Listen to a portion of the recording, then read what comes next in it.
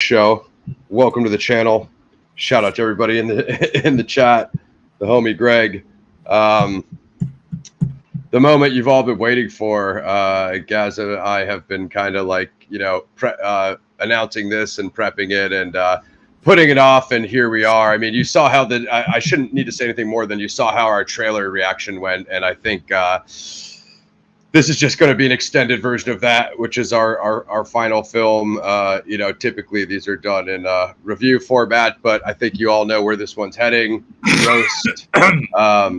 Yeah, City of It. I've heard people say that this one is the next best. I don't agree. City of Angels definitely has the set piece. At least they had the respect in City of Angels to change the city and change the character from Eric Draven. Yeah. All things that they didn't have the foresight in this one to do. Although I'm not quite sure which city we were in. Gaz will come to that later, as it's obviously filmed in Prague, but yet Gaz and I have no idea where this film takes place. You know, it's clearly a cast of European actors. I'll pull it up on IMDb so we can get some notes, and then in the meantime, I'll do channel updates. Just a quick shout out to y'all. Thanks for coming through. Just while Ross gets that ready, and hope you're ready for the roast. And yeah, Greg will get into talking about the sequels and comparing them as well after. Yeah, and it is going to involve spoilers, so feel free to just hold off on. I mean, we don't care. This movie is rated so lowly that I don't think any of you from the audience actually care. But if for some reason that you're worried about us telling you the plot, just hold off on this one until you have the unfortunate experience of seeing this for yourself. Yeah, theaters were basically dead as far as booking show times. I can't imagine this will be in theaters much longer. And you know what is sad is as Gaz and I were discussing, Boy Kills World, man, they pulled that in like 2 weeks out of theaters. It's a far better film in every aspect compared to this. Better directing, better editing, better action, better story. Yeah, dude, I saw Aliens Romulus straight after this, as you know, and made that look like gold.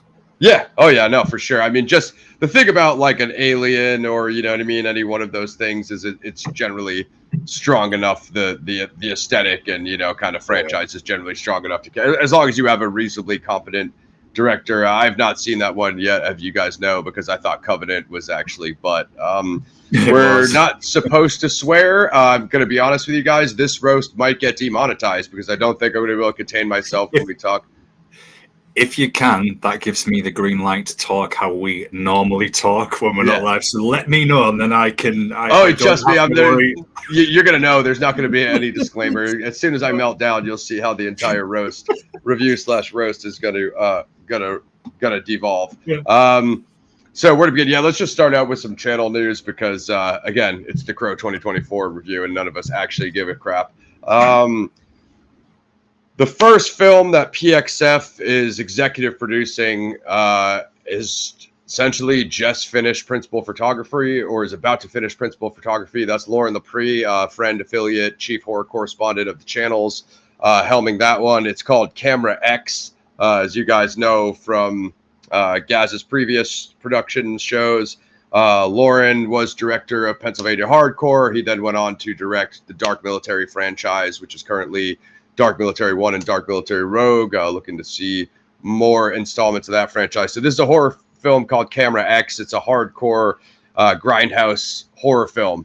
So if that's not your thing, I can right off the bat tell you it's not going to be your thing. There's going to be extremely gory sequences. A lot has been said about the gore in the Crow 2024 and it being one of the gory fight scenes, gory violence, and Gaz and I will get into that as we see fit.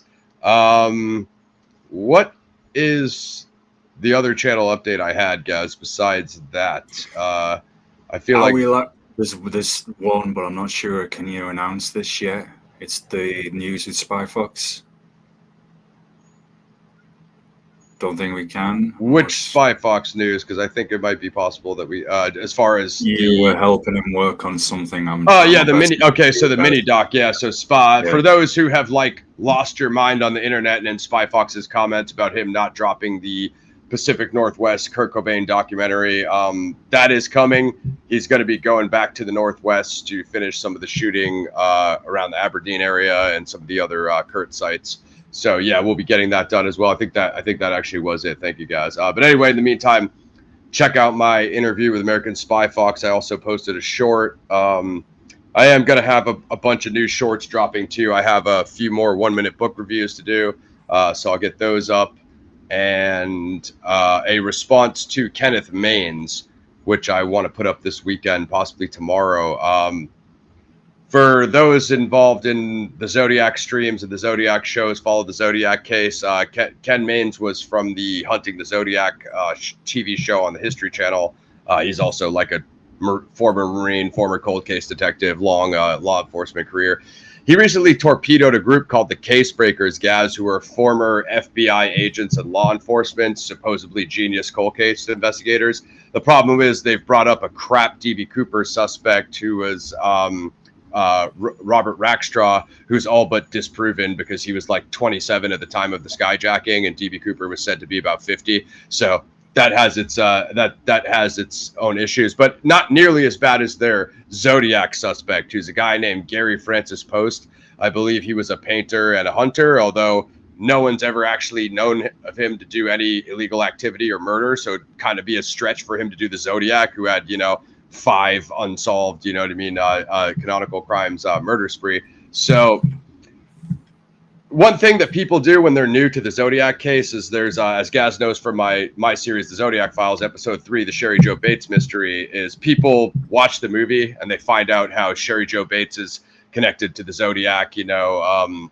In her murder, there was letters written, much like how the Zodiac wrote in the canonicals, and other similar things. And then eventually this journalist named Paul Avery for the Chronicle comes out and says, hey, I think this might be connected to the Zodiac. This might be early Zodiac activity. Keyword might, right? So then enter 2024 internet. Every idiot in the world has a Sherry Jo Bates Zodiac suspect. And because they killed Sherry Jo Bates, that makes them the Zodiac, right? But as we all know, the Zodiac canonical crimes take place in the northern San Francisco Bay Area, which is Vallejo, Benicia, Napa, and downtown San Francisco. And just for those who don't know, Sherry Jo Bates is in Riverside. Well, that's pretty much eastern LA area. That's about 8 hours away from the Bay Area. So to make a long story long, I want to make sure that this gets covered everywhere. The Case Breakers, who is Thomas Colbert, this television guy, and yeah, he does have the television connections. He was related to the D.B. Cooper documentary. I think he put that last one together. That was on History Channel, which had Eric Eulis and other people from my Cooper Chronicles Cooper series. They go and say that Gary Francis Post killed Sherry Jo Bates, and he's also the Zodiac. So here's the problem, guys. Kenneth Maines has Sherry Jo Bates' killer's DNA. He tested that against Gary Francis Post, the case breaker suspect. And what do you think was the outcome, Gaz? Yeah, I think it's pretty obvious. And I'm like zero true crime guy. Like that just makes my head explode already. So, and that's why I'm asking Gaz, because he's a person with zero true crime background. And even he has the common sense to tell you when your suspect doesn't match one of the victims. So the outcome was Gary Francis Post. I want to make sure everybody gets there, because Fox News and Newsmax went out and took the Case Breakers announcement and blasted it all over the internet saying Gary Francis Post with the Zodiac. Well, here's the problem, guys. Gary Francis Post DNA didn't match Sherry Jo Bates' killer. Really? So now we have a major problem, because you can't come to the Zodiac community and say, oh, dude, I have the Zodiac suspect. He killed Sherry Jo Bates. Well, a lot of us don't really look at Sherry's murder as like a canonical Zodiac crime. So, and then if your suspect gets discounted on top of that, I bet you Gary Francis Post DNA and latent fingerprints don't match the Zodiacs and the canonicals. That's step number 2, but he's already down for, and then the bigger problem was the Case Breakers obviously didn't want Ken Maines to go public with that. Hey, can you keep this quiet for us? So shout out to Ken Maines. I don't agree with him on everything Cooper. I don't agree with him on everything Zodiac. I don't even agree with him on everything Bates, but he's 100% right on this. Gary Francis Post is not the killer of Sherry Jo Bates. I'm going to go out and once again say, from what I can see, he's a random painter and hunter. So until we have the guy committing one murder or a crime, he's probably not the Zodiac either. Anyway, I gotta hammer that home for the Zodiac community, guys, because you know how people love running around on the internet with these headlines and just not actually, you know. They do it in every scene. I mean, I admire your patience for dealing with that, because I think my head would explode just even looking at it, and for how they respond to each other. I remember there was a guest you had on a while ago who the kind of dude looked like he was in Saturn Arkham Asylum, you know, and he was quite rude and discourteous to people, to be honest. But the patience, and I think you've got just to even attempt it and navigate through it, and then all that extra baggage connected. I mean, man, I'm not even gonna. Yeah, I'll stick with all our action and martial arts stuff and music. The problem is these news conferences and these news announcements. Where it's like, bro, it's a 40-year cold case. Like, why don't you have some respect for the victims' families? And you know, what I mean? The problem is now. You get these sleuth groups like the Case Breakers, and they just want the headline of like, "Hey, we announced a Hoffa suspect. We announced a Zodiac suspect." Like I said, their Cooper suspect was already bad, but it's funny. Like when Fox News and Newsmax goes and says Gary Francis Post is the Zodiac killer, but then Maine shoots down the DNA, linkage to Sherry Jo Bates, and that gets literally nothing except for Maine's YouTube channel. You just see what I'm saying? The coverage is not equal with the we found the Zodiac versus our guy doesn't even match one of the crimes. Yeah, you hear much less on that end. There's already people that want the 15 minutes anyway. So then with something like this, if they can say, we've solved the case, we've done say what law enforcement couldn't, what this well-known private investigator, historian, or whatever could do. So of course, then I'm trying to be respectful, because this is your work and your audience as well. And myself and Lauren, we have the same opinion on this. And that opinion that I do have has just decided to eject on me live, and that's not a cop-out either, because my mind, I'm so raged about the Boar 2024, The Crow. So that's why it's ejected. But you've still got that. You've still got to do things respectfully and tactfully, because it is still somebody's family members. And that's why it's not for me, because that's as polite as I can put it. But of course, because there's those who just want that fame at any cost, they won't approach it in the right and professional manner at all. It's like, don't care who we step on, we just want the accolade to say, we solved this case that nobody else did. Yeah, I mean, as Gaz said, disrespectful to the victims and their families, but also kind of it being an open cold case with cold case detectives, like kind of disrespectful to the open investigation as well, because here these guys are trying to find evidence, solve, in the case of Zodiac and Cooper, it's the two most, infamous, crimes of all time in U.S. history. And unsolved crimes, cold cases. And then, it's kind of like you have these media guys going to Fox News and Newsmax, like going right around the real. It's not, if that was coming from SFPD or Napa Sheriff's Department, Vallejo, you see what I'm saying? If it was coming from a reliable source, you're like, okay, hey, what are these guys saying here? Because those are the, jurisdictions that own the investigation. But when it's random guys on the internet that own a TV company, it's like, huh? Yeah. And then not only that, in the case of those guys, then you had the FBI tweeting immediately after, it's not solved, it's still open. You know what I mean? And people kind of ignore that too. They're like, wait, the FBI said that it's an unsolved open cold case? Wait, what? So it's like, people just don't pay attention to the right channels, what that should be. Exactly. And you're right. And it's trying to maintain that integrity and not stepping on somebody else's toes there, either being unprofessional. I mean, we're both... Red, I'll answer your question when we do the wrap-up, because myself and Ross have been working in Stellar behind the scenes on many areas. We've got other areas of interest that we're looking at. It's a perfect segue for me to mention one, which could possibly be alternative history, cryptids, mysterious creatures, things of that nature. We've been trying to figure out where we're going to do it, if we're going to multi-stream it on both channels or what. So myself and Ross will answer that when we do the wrap up near the end. But even in that scene, if we started looking at something to do with Loch Ness or whatever, there's going to be, with that piece, someone is going to be the same. Don't care who they step on. I just want to get that headline and say, look, I've solved the mystery. Look, I've found Loch Ness, for example. It's there in everything. Yeah, absolutely. I don't know. I mean, the book has its problems, Greg. I love the movie, but unfortunately, I wish the book didn't double down so hard on Arthur Lee Allen, just because you think a suspect that didn't match literally any forensics. Of course, Robert Graysmith was a cartoonist at the Chronicle. It's not like he was David Toshke and he was a lead inspector in SFPD or any sort of investigator whatsoever. But again, the book has its ups and downs. It's basically the most I can say about it. As far as this, if you're referring to the Richard Hoffman thing, that guy who's going all over TikTok with the million view TikToks, almost no chance that the Zodiac was Richard Hoffman. He rode in the ambulance to the hospital after Blue Rock Springs with the victim. He would not have had time to go make that phone call that the Zodiac made after the murders. So his movements are tracked. That's the latest.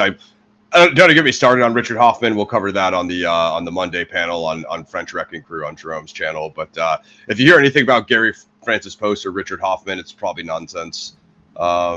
I want to check these out, these Mission Impossibles, guys, because I think I'm only up to MI3. So I'd like to go 4 or 5 and then get up to speed on the new ones. I do like they do have some action scenes, and I feel that series kind of got better as it progressed. So we could maybe do a deep dive on that for you, Greg. Look at those scenes in particular, and that's something we could do with other films. If there's a particular scene or sequence that you would like me and Ross to look at to break it down, and we just talk about that scene, we could do some comparisons. That's something we could look at for you all as well. Yeah, on the Most Dangerous Game adaptations, I got a comment on that last one. I'm going to have a new one of those coming soon, possibly tonight. I just need to watch it first so I can report on it. And then obviously Gaz and I have said Dirty Harry, which is obviously based on the Zodiac case. I mean, that's kind of where I started too, Greg. I would say it's a good place to start as far as learning the canonical timeline. I'd probably leave it at that, though. I mean, I'm sure the early Jack the Ripper books are the same, where they just kind of, report on what's known and then kind of like fill in the gaps with it. And then it's like, hey, well, none of this is vetted. You can just make this up for any random butcher. You know what I mean? All right. So The Crap 2024, one of the most movies me and Gaz has ever seen. I got Gaz's response when he left. He saw it before me, and then I saw it like the next day or something, Gaz, after you. I pretty much knew that my opinion would be right in line with Gaz's. So just we usually save ratings to the end. This is a roast, as you guys know. Anyway, go check out our Crow 1994 review if you want to actually see us review Crow content that we care about and a movie that we actually like. Of course, that's Brandon Lee's infamous posthumous release. Dirty Harry is Clint Eastwood playing a cop in San Francisco, tracking down a serial killer, which is essentially based on David Toshke's investigation of the Zodiac. So Zodiac in the movie is the serial killer called Scorpio. If you haven't seen it, check it out. It's a whole what do they call it? It's a whole series of because there's the Deadpool, another one, isn't there? Yeah. Magnum Force. The Dirty Harry trilogy franchise. Anyway, it's super epic. Zodiac bragged in letters about who would play him in a movie. Then a movie actually comes out where they make him look like an idiot. He never references it again. So it is what it is. Red Cloud, it's got one of the most legendary lines in movie history for me, right at the start of Dirty Harry, where somebody is asking him his policy on dealing with felons. The reply is legendary. Clint Eastwood is the man. Yeah. I'm glad they kept that in SF because there was talk of moving production to New York, but I think it's more closer to the Zodiac case, the fact that they chose to keep it in the Bay Area. We'll get Dirty Harry on the PXF Classics list. It sounds like you guys want to talk Dirty Harry, so it's no problem. Synopsis. Well, first of all, I just want to briefly go through the crap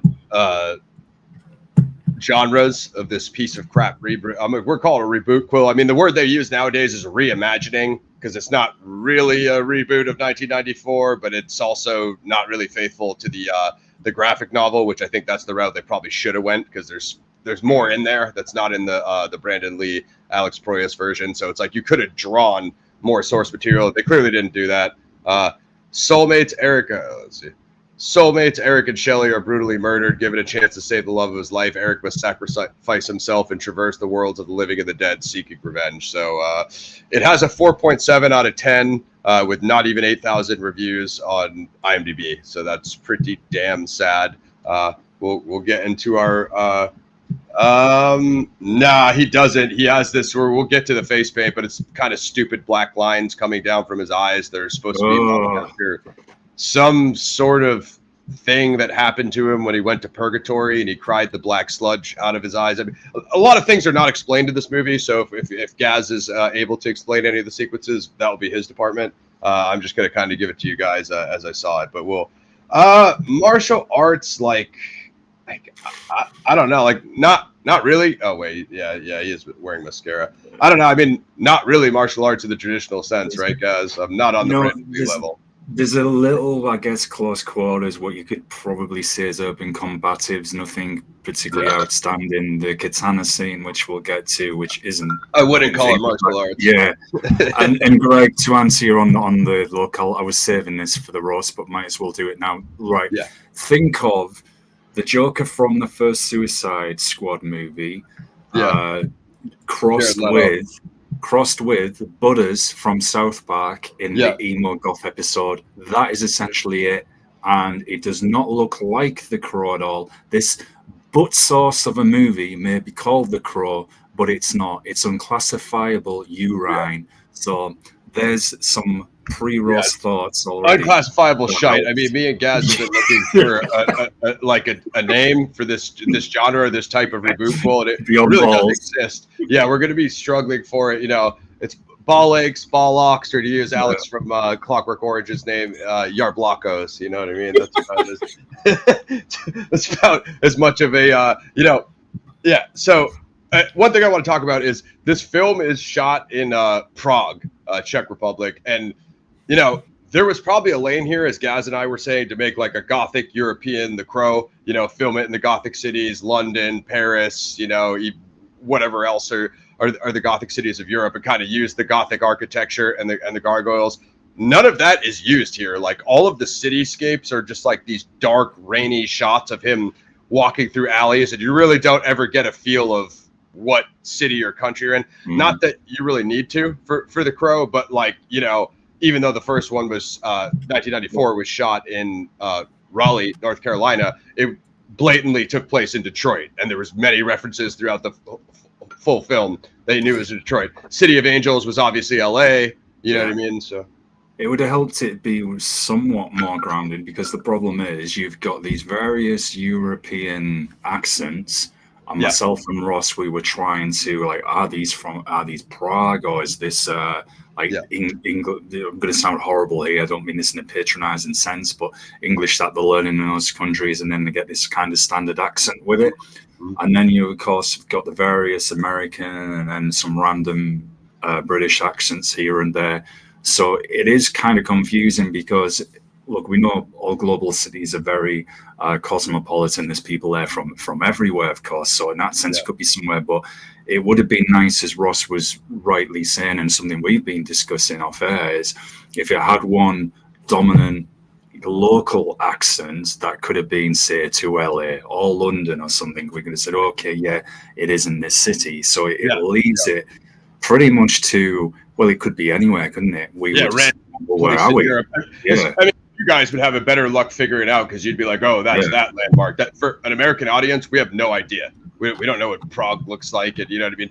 Most of us don't even know that, you know, Skarsgard has a Swedish accent, and then FK Twigs is British, like Gaz was just saying. You know what I mean? Doesn't make any sense. I don't know if From Hell was filmed in Prague, but From Hell is absolutely insane, and From Hell is way better than this movie. Yeah, I think there's no Ernie Hudson character. There desperately was needed. He was desperately needed, but he was not present. He has no soul, Greg, at all. It has no soul. He was too busy doing his new school Ghostbusters cameos than to show up in this piece of crap rebootquel. Yeah. So one thing when you go to this movie is you'll notice that the trailers that you see before the film are way better than this entire movie. That includes Kraven the Hunter, which neither Gaz or I thought was a masterpiece, but it's still way better than this movie. Joker, Folly Adieu. And one thing that Gaz and I noticed is for the whole entire first act,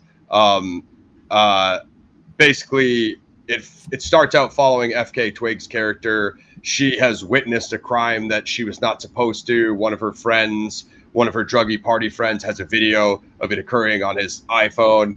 That leads to people being sent to track her down. So she escapes.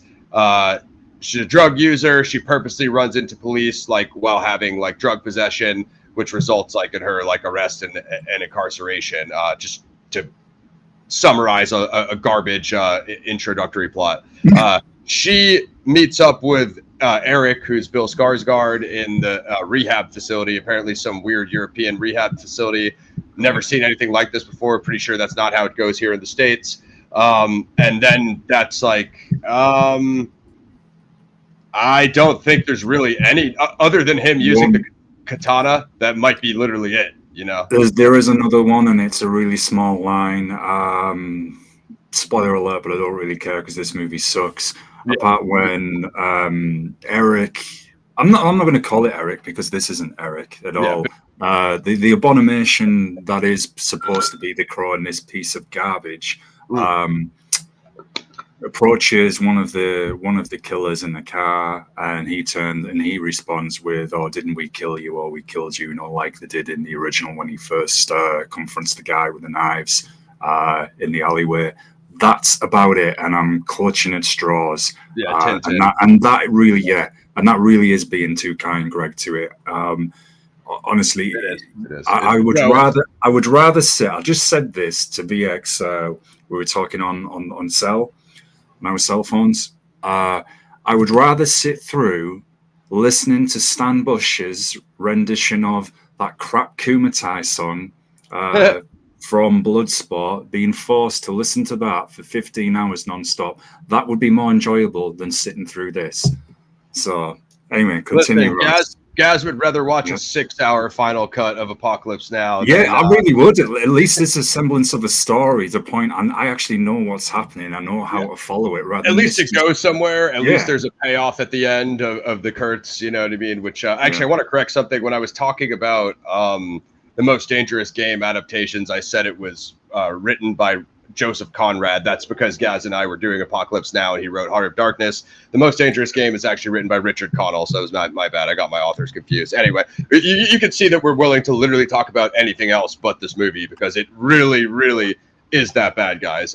So the horrible Act 1 is extremely slow-paced, and that it just pretty much chronicles them meeting in rehab together. He draws gothic artwork in his jail cell. They eventually start talking and kindle a relationship. And that's about as far as you get within like over 45 minutes of the plot. Literally nothing happens. I'm talking about he doesn't put on any face paint. There's no, rendition of the Crow yet at this point.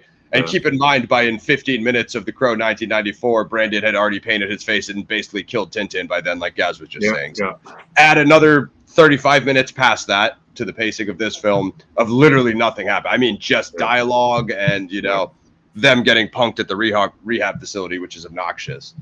No. It is a very pedestrian journey to this dude supposedly becoming the Crow. The whole first act very much is kind of, although this film doesn't drop till October and we will be covering it, but there is an obvious comparison that is going to be made between that and Joker 2. Yeah, and you can see that from the trailer. You could, couldn't you? And it made no sense. Look, Bill Skarsgard was good in Boy Kills World. We're going to give him a chance in Nosferatu, which I think where he's going to redeem himself. I'm sure it'll be better than this. This certainly is, and I'm going to reference one of Ross's rants that he had years ago on our old show before YouTube. This, I feel, is Skarsgard's cloning. Cloning 3D was Momoa's turd. This is it for Skarsgård, because there's literally a scene, y'all, where he's kind of getting together with Shelley. I'm moving ahead.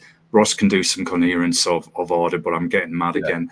When they get out of this, I guess, rehab facility or whatever the hell it is, and they're living together in an apartment, they have the love-making scene between him and Shelley, and Skarsgård shows his ass.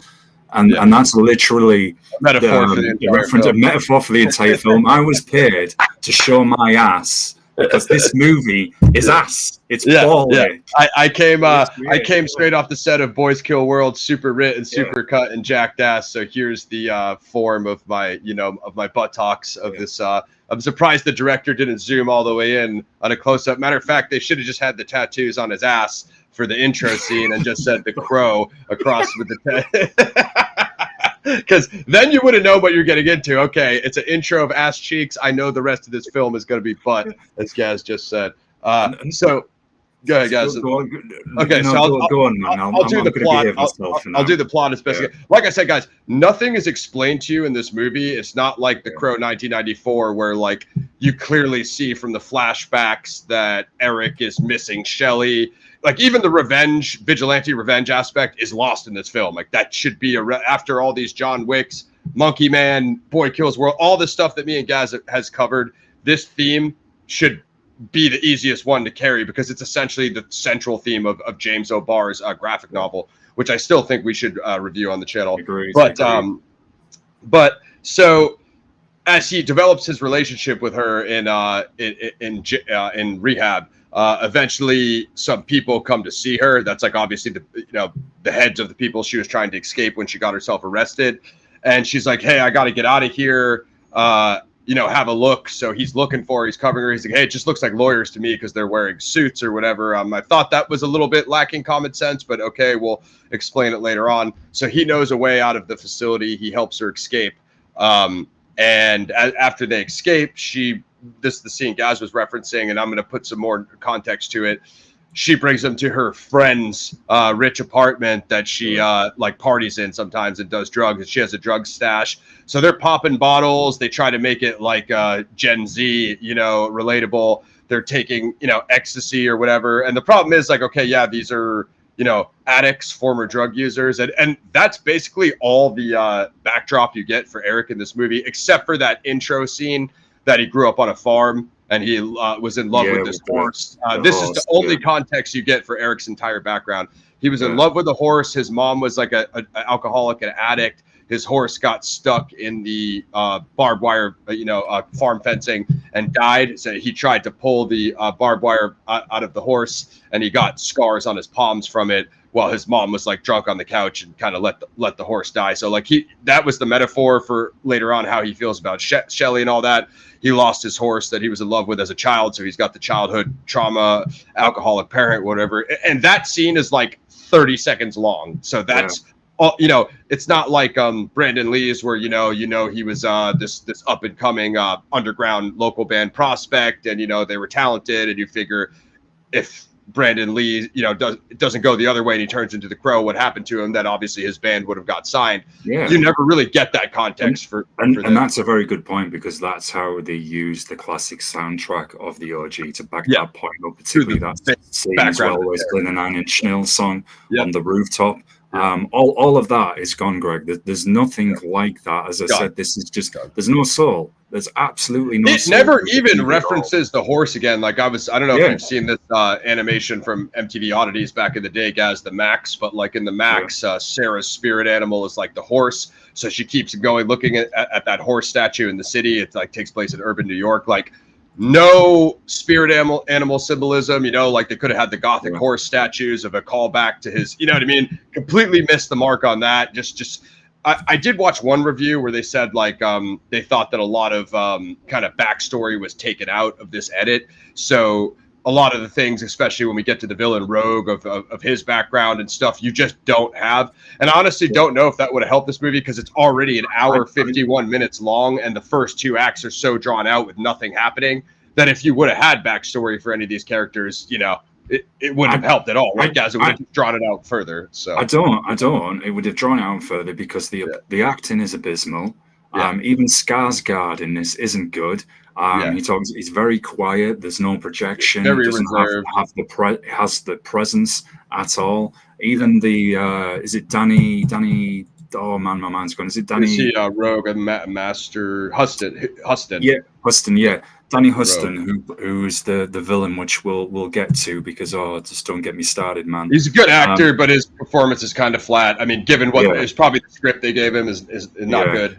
Yeah, he's one of the God, even this is kind of, I was going to say, it's probably one of the better performances, but the acting is just so horrendous that I don't even think that would have saved it, Ross, even if we had got some semblance of a backstory there. I do want to talk about Rogue, though, because his story arc makes no sense. They don't explain anything he does. You never get the payoff with him. Even the final showdown with him and Eric is abysmal. I just want to address this real quick. I don't think they can make a film about Kurt because Courtney has the rights, and even if they do, they won't be allowed to use Nirvana rights to the music. I believe there was a video about Lane Staley of Alice in Chains, a movie about Lane Staley of Alice in Chains, but I don't think it was ever completed.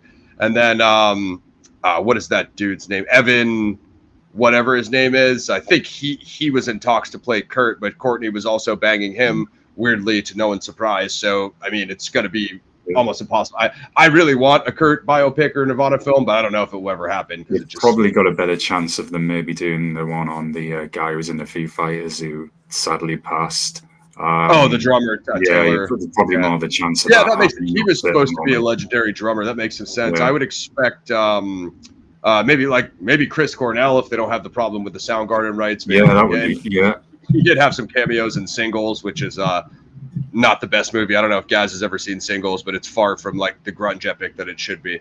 But where were we? So again, you don't care about these characters. Like, they obviously nail the drug addict thing, but there's also no redemption story arc to either one of them. So you're not. It's a love story. It's a dark romance. They're into each other, but I think it would have made it a lot more redeemable if he started to like, hey, you obviously got yourself in this situation for the most part because of the circle you were in and you were using drugs. If he would have started to like help her like get clean. Here's the other thing. When Gaz brought up Eric's powers in 1994, he showed that he could release the drugs out of that girl's mom's system. Yes. He also transferred the pain into Top Dollar from Shelley. So he showed more Crow powers than just damage regeneration. You know what I mean? Yeah. They essentially didn't do that in this one. He does do some other weird, goofy crap that we'll get halfway through in Act 3, but like, as far as showing any of those qualities, he shows none. Like, this is a Crow, as Gaz said, that's brooding, quiet, shy. He smokes weed. He smokes a couple joints. He takes pills with her, and that's all you get out of this guy. You know what I mean? There's nothing there. It's not a character you can even get behind. I do feel if they had put something in where they'd had a relationship for longer than 5 minutes, that would have been better. It's far too rushed in that sense, even though the pacing is absolutely zombie-like. In the OG in 1994, it's established through those flashbacks, the backstory that Eric and Shelley have been together for quite some time. So they're in a solid relationship. So it gives him the reason for revenge. If it had been done in this sense for their relationship lasting longer than 5 minutes, that could have been the whole reason for her to get clean. It's the longest 5 minutes of your life is the only like an hour and a half. Every movie I've ever ranted about on the channel that we've covered, I haven't enjoyed. I'll say this is so bad, I take it back. It makes them look like absolute classics, man. This is the only thing you can do. I think Enter the Dragon is on my PXF Classics, so if you guys want the Enter the Dragon review, I've been thinking about that a lot lately. So they're in there, right? She starts to tell him like, hey, I did something bad that I can't tell you. Go through the drug stash. She goes and gets the nice designer leather jacket, and it amazingly fits Bill Skarsgard. So I guess her friend who owns the apartment is a 6'4", skinny, essentially martial artist guy that has the exact same, dimensions as Bill Skarsgard, which doesn't seem likely. But I've seen that pointed out in other reviews.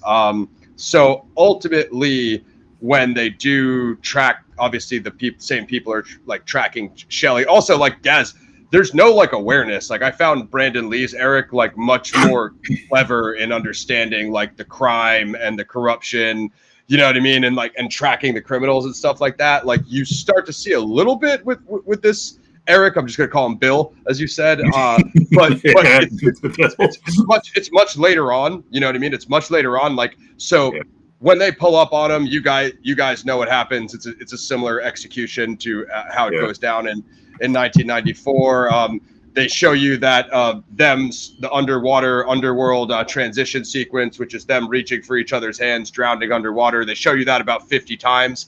Some of those are a little bit too prolonged. I don't know if that's a director's cut or extended, but I'll see what I can find with I've seen that cut, Greg. Yeah, the nunchaka scene. Yeah, Enter the Dragon's Fire.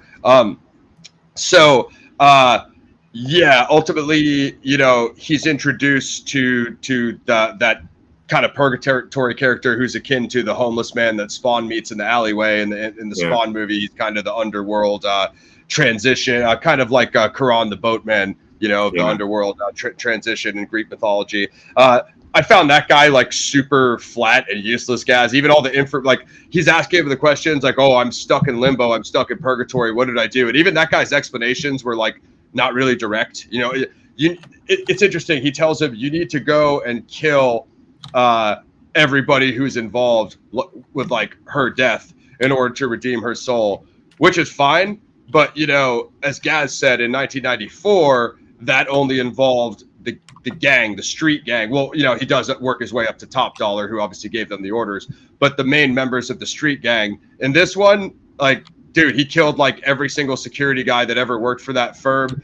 Most of those people had nothing to do with the original crime. Like it was like oversense in the kill that it didn't even make sense in the vigilante revenge arc. You know what I'm saying? Like, I don't know if you felt the same way, guys, but no, 100 with you, man. That's I remember ranting about that when it came out of the theater and I'd seen it. So, it's like he killed everybody but the people responsible. I mean, he did get them too. So ultimately, when Eric wakes up because of coming out of that purgatory zone, or the dude sends him back when he falls into the water. That's the transition between worlds. So he goes back to the apartment where him and Shelley were killed, and there's like the dirty cop detective there. And I know like he's just resurrected, Gaz. So he's kind of like the new, resurrected Crow. But I also found it like extremely lacking common sense, where he was like, "Oh my God, I need to report a murder." Like, what do you think that cop would be doing at the murder scene after the fact? He's obviously looking for evidence to cover up. So even though, like Gaz said, Bill plays this like quiet, shy, gothic Eric, his common sense as far as the police corruption and the overall crime is severely lacking. Whereas Brandon Lee's was right on with it. He was able to read people and able to read like, hey, this guy's dirty, da-da-da. Whereas this dude totally lacked like analytical, critical thinking. You know what I mean? Like he just like the way he approached him. Now, ultimately, he figured it out. That guy was like, hey, come on out. I'll help you. Like when a dirty cop says that to you and then he shoots him. And obviously, Eric only gets the better of him in the fight because of the regeneration, the newly found regeneration healing factor. You know what I mean? So kind of was inconsistent, interaction. It was a lackluster scene. It was quite a lackluster action sequence, to be honest, in that one as well. And that's not me being just overly hard on this because I didn't enjoy it. I'll always look for positives in something, even if I don't like it. No, and we're going to get to them too. Like, the Opera House has decent combat choreography. It's probably I've heard other people say some of the shots aren't bad and the director wasn't bad. I mean, the movie's so bad, I think it just distracts you from everything else going on. What was I gonna say? So he kills that dude with a knife. They kind of have a knife exchange. It's supposed to be a gore. I believe this is where he stabs him in the chest, and you can see the organs popping out before he pops his organs back into. So that's kind of what this one is supposed to do as far as gore is in the actual wounds. It shows you like organs hanging out, broken bones. That's supposed to be the upgrade from 1994. Is you're going to see the more detailed gore, which I don't think is necessarily a bad thing. I just think, like me and Gaz said, such an unfocused plot, such bad acting, and such an overall bad product that you're not willing to look at the gore details. Like, oh, that was such a bloody fight. Oh my God, I'm wowed. As opposed to like a movie where Boy Kills World, where 1,000 people per minute get their head blasted open, and it doesn't do any cutaway or edit anything out. So it's not even remotely comparable to these kind of smaller skirmish fights in this one. I don't know if you have anything else, guys. I was just going to say, with a comparison with Boy Kills World, with the better acting in that movie makes each scene more memorable. So then you do remember those sequences. You rightly said, because this is just so terrible. The few positives, which we'll get to. The Opera House is probably one of them, and even I don't even think that scene's that great. It's not that crazy. It's just compared to the rest of the movie. Compared to the rest of the movie, that's about it. Great. Yeah. If you had to literally force yourself to watch this, it's that's the only part you could watch, and we've got a whole idea on that, which we'll get to. That myself and Ross have been discussing that for what they could have done with that area, which probably would have been better than having to sit through this travesty of a movie. The pacing is just abysmal in this movie. It's terrible. And considering, look, and we'll get more on this as we get towards the end, but even with the terrible sequels, at least there's some effort to explain the powers, his motivations, better backstory, certainly some better acting. And that's not to say those movies are good, but man, compared to this, and he's even a little more aware of his surroundings. The only one where he isn't, I would say, is Wicked Phil, aka Wicked Prayer. And that's just, even as terrible as that one is, it's still better. But in the others, like with the OG, Danny Trejo, you can see the link between the Crow, the powers, tracking people who he's after, being aware, as you said, of his surrounding, what's going on, just having a little bit more common sense, as you would expect someone to. I'm going to be honest, when he was taking the wounds and becoming unconscious and beaming back to that purgatory world every time, I found those scenes abysmal. For one, the CGI crows looked absolutely stupid, and that purgatory crowman character, just like every thing he said was so cookie cutter cliche that just none of the information that he gave Eric mattered. It's like Eric could have went out there and figured all that stuff out on his own without that guy. I'll say it like this: it's like a sequence. It's like a sequence in a game you'd skip where it's not that character. We'll just skip ahead. Look, here's another analogy. I keep kissing this. Did anyone ever play the game on PS1? I heard it was a bit. I think Mac played it. He told me it was the worst. He sent me some footage. You guys sent me footage. It looked bad. I'd rather play better than this. I'd rather play that, and that was absolutely terrible. Anyway, I heard it was the worst. We'll try and get a little bit back on topic for you folks. Yeah, we'll try. Even Salvation. So it had Walton Goggins. Not a great movie, but it had one good actor in it. So and at least in City of Angels and Salvation, they at least had the foresight to make those not Eric Draven, totally different characters, totally different crows. Well, and I think that's what most people were saying about this. If it wasn't Eric Draven, if they didn't call it The Crow, what we guys were saying before, Furiosa is like a Mad Max saga, even though I don't necessarily agree with other Mad Max chapters that don't focus on Max. It doesn't make any sense. But for The Crow, whereas it's a concept where The Crow takes someone who is wronged and resurrects them to get revenge, there's a lot more there. You could have just had this be like a Crow saga. You could just say it's part of the series, but it's not Eric Draven. It's not The Crow. You know what I mean? So coming on that point, y'all, what Ross brought up with the other movies where it's a different version of The Crow, which kind of what we were expecting with this. So in Crow City of Angels, Ash is very theatrical. Is quite of a European crow, but based in Los Angeles. He's almost like kind of like a Harlequin, the way he's using. There's a sequence where he throws his cards at somebody. Very over the top theatrical. Now, it's not a great movie. It is the next best one after the OG. It has good set design. But, at least they try and give that Crow personality, make him distinctive, and they try and match the soundtrack with the story as well. There's famous cameos. It's got quite a decent cast, to be honest.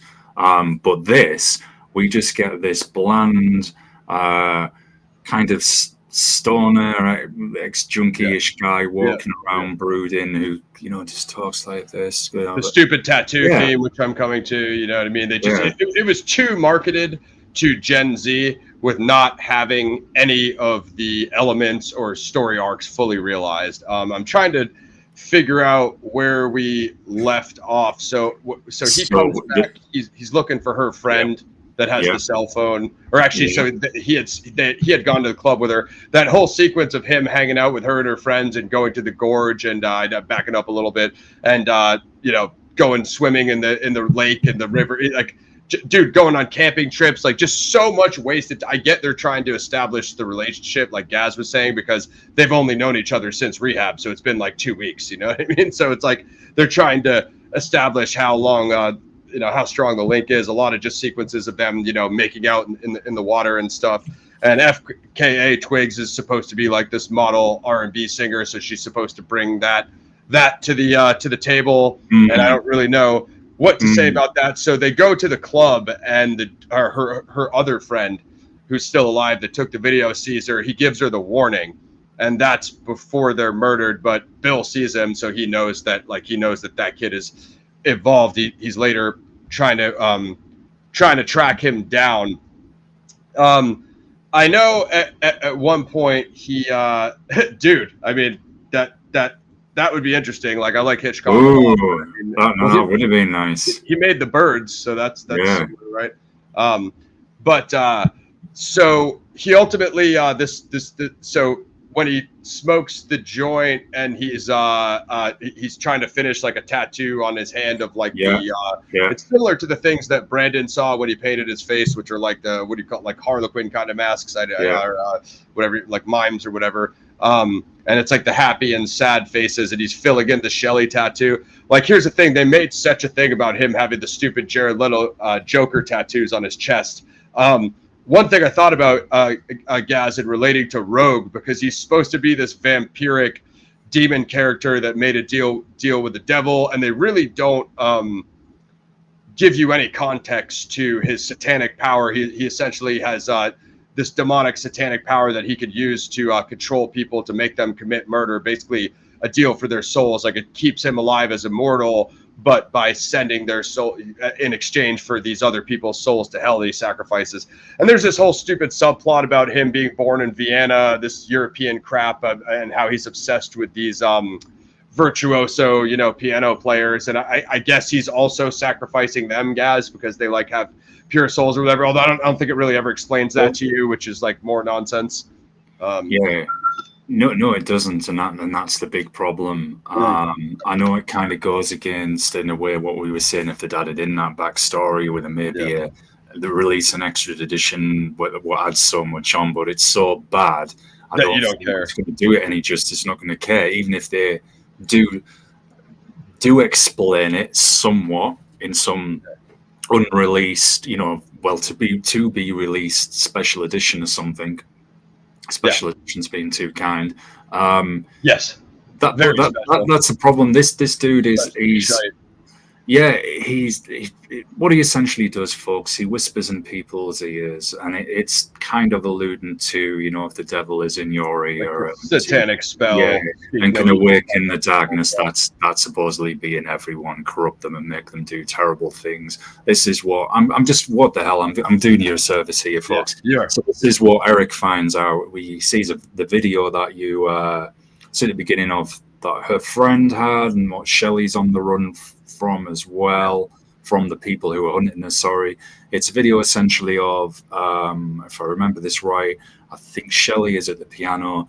I'll call him creepy uncle man, whispers in her ear, Rogue, and then she gets up, murders some chick, takes a knife and stabs a girl. It's a trance. And it's a violent scene, and of course she has, because she obviously that was not her in control, and that kind of throws the crow off. It supposedly is used to suggest you'll remain invulnerable and have your powers as long as your love remains pure. The bond is pure.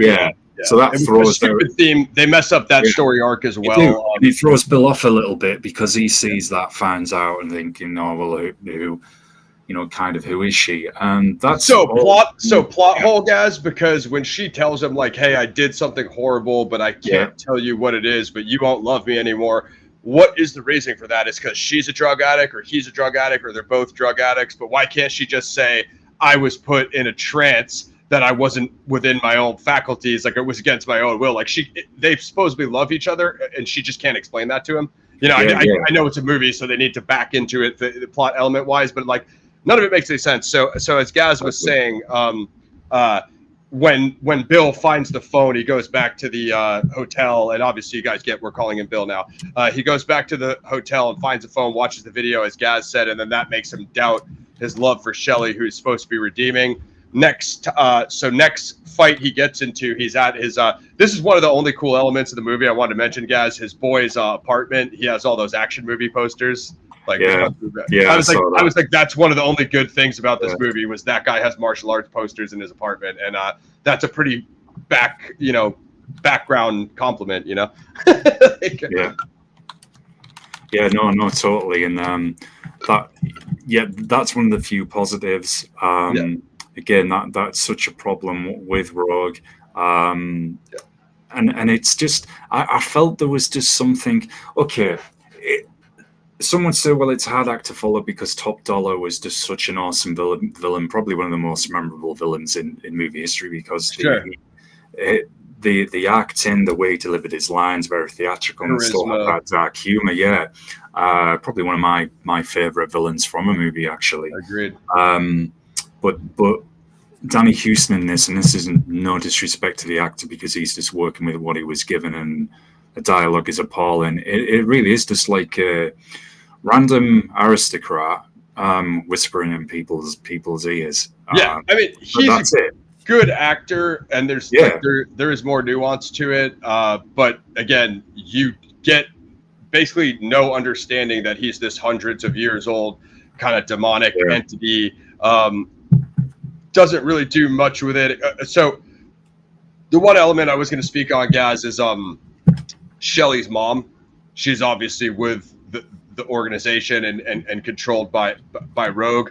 And Eric goes to see her, and he's like, "Oh, I need to help your daughter. I need to find these people that killed her." And she's like an alcoholic, like the alcoholic parent theme. It's like she's like, "Oh, I don't care." You know, it's like it just seems like a total waste of a scene. Like it's just showing that her old mom doesn't care about her. The director, you know, I've heard people say that this guy's okay or whatever. Rupert Sanders. Yeah.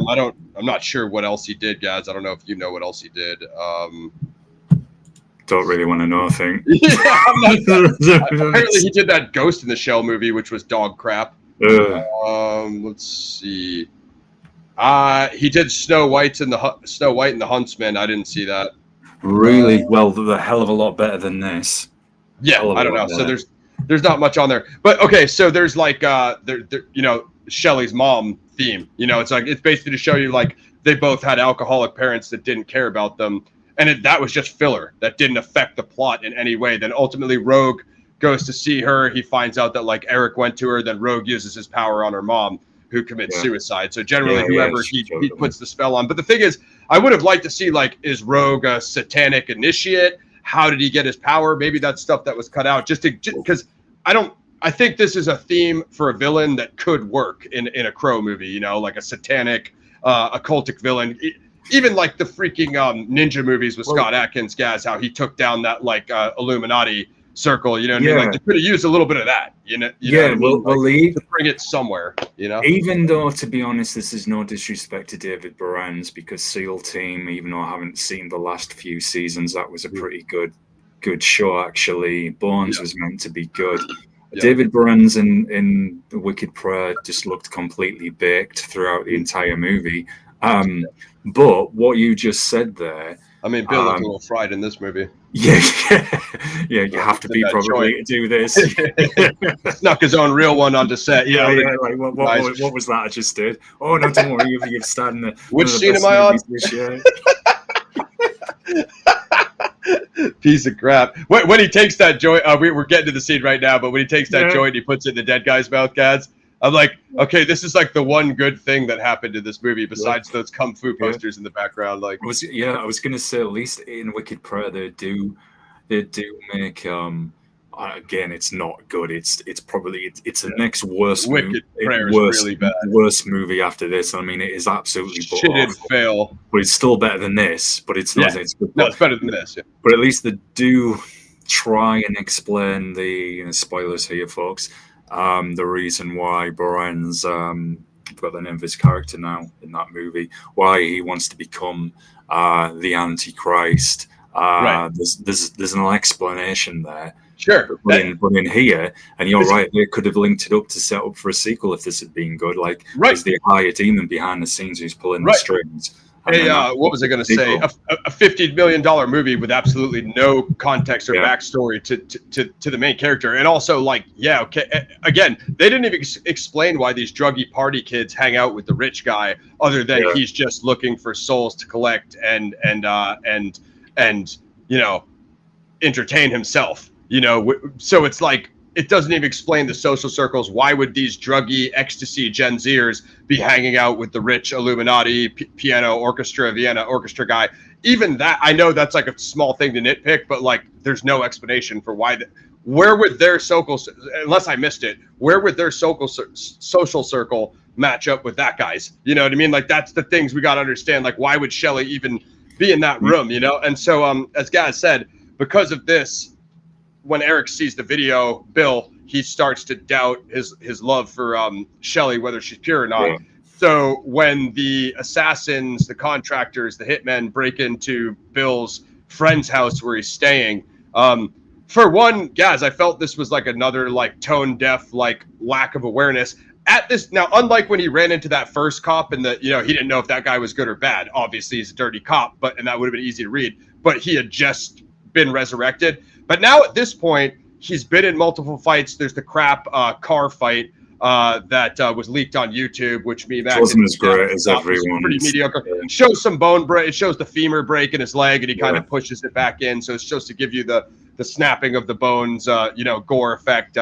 Overall, it's kind of a mediocre car fight. But by this point now, Gaz, he's killed multiple dudes. He's been in multiple fights. So those guys show up with guns drawn. Like, he kind of just sits there while they shoot his friend in the head. So now Bill has gotten another one of his friends killed. Like, this is the least revenge-driven Crow that we've ever seen, bro. Like, if they walked in and I know, okay, I feel pain, but my body doesn't actually take damage from shotguns and pistol shots, I'm obviously going to try to save my friend right after my girlfriend just died. It's like, how many personal people to you are you going to let these people kill? When you're the reason you've been resurrected, you've already been told is to kill them and get revenge. So you let them walk in and kill another one of your friends. It's just like, dude, I felt like his reaction time for a movie that blew the first 2 hours of the pacing was again lacking. Bro, he should be grabbing their shotgun the second they walk through the door. What does he think they're going to negotiate with him? Well, of course. And and it gives the impression like, well, it's not urgent enough. He doesn't care. So. Of course, I think just coming back to the point that possible, and I'm not complimenting them here, the link in with Rogue and Shelley was, but it doesn't explain it, that she was obviously a pianist. She could play the piano because we see that scene. But it's not explained though, is it? But the other girls he was fixated on were those professional prodigies that did it professionally. Shelley obviously didn't, or maybe that was part of her backstory that got cut out of the movie that they didn't explain to us. I don't know, but Gaz put that together better than I did. Regardless, a trivial backstory detail that you need no understanding of to see the story arcs. Also, by the way, spoiler alert, the movie goes nowhere. So, so he gets his friend killed. The dude, what up, Jay? The dude. Bill gets shotgunned into the tub. So once again, you know what happens every time he falls in water because it's happened 50 times in this movie. He gets beamed back to purgatory. That's when he tells him, "Oh, like Gaz said, you're doubting the link between the relationship, and without it being pure, you have to make some sacrifice." So he says, "Okay, I'll trade my life for hers," meaning only one of them could get resurrected. So if he succeeds in the mission, it will just be her. Which I thought this was one of the few things that actually landed as far as the story writing. However, the whole him doubting the link between her was kind of flimsy. So that's what it was based upon. But anyway, after he makes that, I think when he's in there in Crow World, for some reason, black sludge drips down his face, which is supposed to be reminiscent of the face, the crow paint. And he wakes up in the tub with the, and so basically what we're saying is he lost his regeneration skill. So he was going to die from the shotgun wound. makes the trade for his soul for hers, wakes up in the tub, comes back out, and a semi-brutal action scene. We'll get Gaz's reaction to it of when he dispatches those hitmen that just killed his friend. But what'd you? I mean, I thought it was okay, Gaz. You know, this is another thing we were told that. Okay, the action scenes now with them being more hard R and more gory, etc., are really going to amp it up. To be honest, I wasn't that impressed though. They were okay, but if you'd have took the title away, The Crow, I mean, I would have replaced it with The Boar 2024. But anyway, I'd call it The Crab. Yeah, definitely. This could be just a lackluster, very poor action film, very slowly paced. Nothing really happens for half the entire movie, and then the few action scenes you see, the car scene in the tunnel. It's okay. It's not great. This one with the hitman again, we've seen far better in other movies that we've even covered on here. Monkey Man, prime example. Beekeeper, so many more. It's just okay. And it's the same when we get to the opera house scene with the katana. It's not terrible, but it's not great either. Slightly better, but the hype up is kind of annoyingly dumb. So the big thing is he takes the shotgun and then he smashes the guy's face in with the blood force trauma at the end, and the blood splatters all over his face. So that's kind of supposed to be the gory payoff of that exchange there.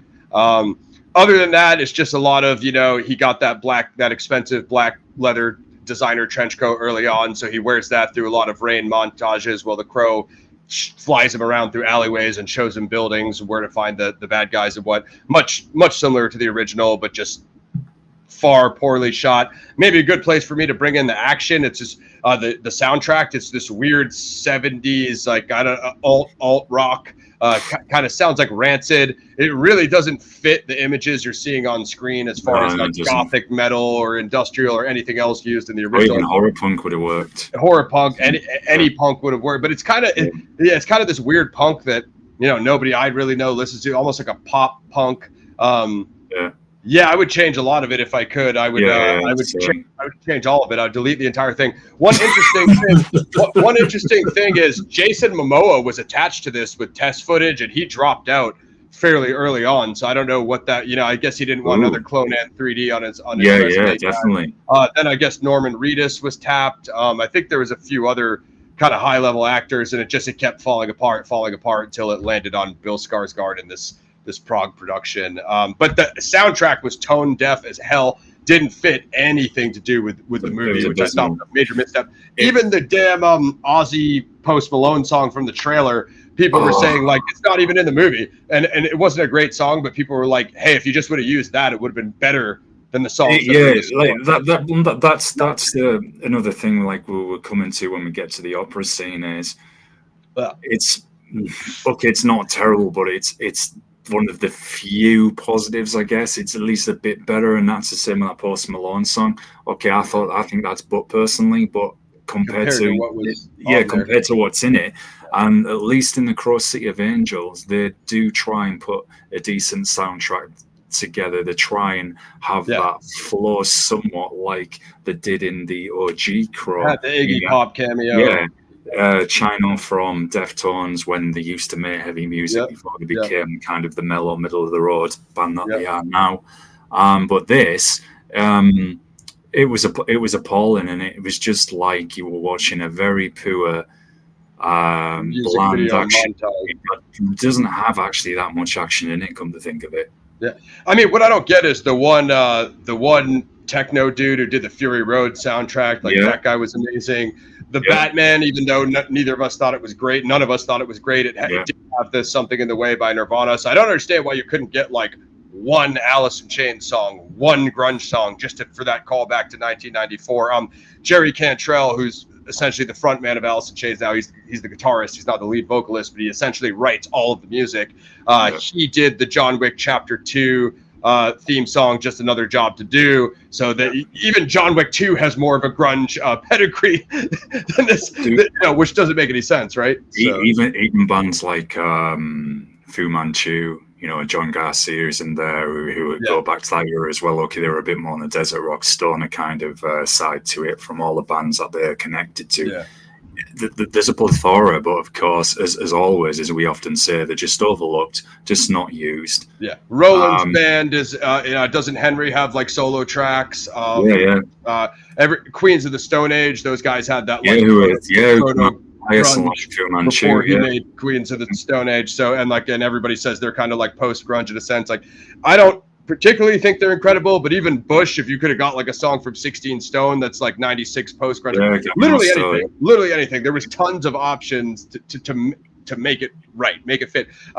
Even some of the other tracks on that Ozzy album, besides the post, I get that's new Ozzy, so everyone might not be into it. Besides the Travis Scott and post Malone collabs, if that's not everybody's cup of tea, there were some really sick Ozzy joints that are kind of very dark. More satanic style. How did Rogue not have like a metal Sabbath dark satanic song for every time you see him? If he's the demonic satanic character, why didn't he have a kind of like the Darth Vader theme? Every time Vader comes on, you have that very dark theme that introduces Vader. Well, I'm gonna respond to that because you just made an excellent point, and Red'll know this band. There's a band from Greece called Septic Flesh who are a mix of classical symphonic music mixed with death metal. Yep. If you look up their concerts live and they played in Mexico, they often play with classical orchestras. They did a whole concept album all around Dracula. That, even if you took just a small snippet of one of their songs, even just the classical instruments from their songs, use that would have flowed excellently. You could have gone and got, okay, this dude's obsessed with classical music, pianist, violinist from Vienna, so we're assuming he's from that Renaissance era. Yeah. So there's enough musicians around, very well established. You could have gone and got a violinist, a pianist, right? Can you do like a creepy horror rendition of this piece? That would have worked. Since you just said that, do you know who won the Oscar for Joker? I don't know. So I think she's a violinist. She's essentially a famous string instrument. Hildar. She also did the show Chernobyl. Now, obviously, I assume that they didn't have the budget for her because she's an Oscar winner. But that would have literally been, she had the dark strings for Joker, like Gaz was just saying, to introduce Rogue. Like, why would you not have the dark strings for his theme? And it just complete missed opportunity. Obviously she comes to mind because she's like the recent headline, but there was even a few. Ghost. I don't particularly love Ghost music, but they kind of have that. But they have like that retro sound, like they sound like an '80s band. You know what I mean? Well, Ghost. I'm going to sound like I'm going to sound like elitist metalhead here. Ghost isn't a metal band; it's a manufactured gimmick radio rock band bordering on pop music. They're about as dark as a fart, to be honest. But compared to this movie made them look like Sabbath. Yeah. There's even the Iron Maiden song "Dance of Death." You could have used a sample on that. Hit Bruce up, right? Could we use that? Because that. What I don't understand is didn't Megadeth do the Duke Nukem theme and Duke Nukem Forever? I think so. That was literally a video game. So how did they have a better budget to get a mainstream? Unless Megadeth was just like, hey, we're Duke Nukem fans. I don't know, but you know what I mean. You'd think a $50 million movie, you could get one good song other than Ozzy and Post Malone from the trailer, and that's all that this could procure. Or a composer, even if your budget's there, we can't get the top there. You could go and get someone mid-tier or even from the independent scenes who's well established, compose this for us. We need a classical score to go with his love of classical music, make it evil sounding, and that doesn't make a presence. I can't believe I missed that. The fact that Rogue was obsessed with Renaissance era piano, a la Beethoven, Mozart, Bach, and the fact that there was basically none on the soundtrack. That made zero sense. That made zero sense. How are we supposed to get any mood or what do they call that? Like the other word for mood of Vienna and Prague if you literally give us no piano to the score. Now you're probably not going to get Hans Zimmer, who did Dune Part 2, as Gaz was saying, but that's what I'm always saying about like Gaz said, there's still grunge bands in Seattle. They might not be well known, but you could probably find someone that has good enough quality that would appreciate the look in the movie. That this would be a time for me to bring up a film that I will hopefully be making my on-screen appearances, which is The Crow: Days of Sodom, which is a independent production on the East Coast, has nothing to do with The Crow 2024 ambiance. Exactly, the Crow 2024, where they do have the trailer on YouTube and they used like Deftone Shove It, and shout out to Cody Falk. He's the guy playing Thorne Gray, who's the Crow in that movie, and I think he basically is the driving force behind it. I told them in the comments, like, dude, get like an underground grunge band, just make it so it fits that Crow atmosphere as opposed to having these. Now, I assume that Deftones would have not touched this movie with a 10-foot pole because they actually did. Chino worked on the Raid Redemption with what's his name, the dude from Linkin Park. So you know what I mean? You're probably not going to get anybody of stature, like Gaz was just saying. But like we said, there's enough talent in the underground market that something would fit. And just music, and God, you could have had dark hip hop. You could have had dark EDM. I mean, Gaz and I have named 10 genres. Never mind metal, grunge, blah blah blah. The metal offshoots, whatever. Stoner metal, black metal, thrash metal. I mean, I assume like you're not going to get like a Slayer in a movie of this low production, because it's different if you're like, hey, we got Brandon Lee. Hey, we got Top Dollar. Well, then all of a sudden, Nine Inch Nails show up, Pantera, Rollins. You know what I mean? It's just a totally different thing. So you're not really going to be able to make that argument. They could have got someone. They could have got someone to do quite a solid composition just for that, to bring, as Mr. J rightly said, to add that ambience, to give it that atmosphere where you've got, oh, this guy is he's obsessed with classical music. It just adds a little more to it. And they don't really, apart from, we see, I know we forgot to mention this earlier because the movie's so fantastic. I think there is somebody who literally flies in from Vienna who he's talking to in one scene, who's a violinist, I believe. Yeah, and the flashback to Shelley briefly playing on the piano. Yeah. That's not really explained in great detail. So there's a few slight nods, but so much more there. What could have been explained? What would have given that character a bit more depth and an arc? Yeah. And none of that. He says, "I was born in Vienna." That's the big hint. But we also don't have any semblance of timeline. Was it 100 years ago? Was it 1,000 years ago? As Gaz said, in the Renaissance, we have literally no idea. As we were talking music there, I had some other thoughts, like we were saying, of just using grunge and the underground market, but there's literally 10 genres you could have used that would just like the weird like 70s punk thing, like it felt like a White Stripes thing that just didn't. Okay, so this is what I was gonna say. So how about a lesser known underground band doing a cover of a like the big trend in the video game trailers and the Last of Us stuff was the Nirvana covers, and then the female cover of Black Hole Sun. It was kind of like an acoustic, none of which I thought was great, but in this movie I think it could have worked.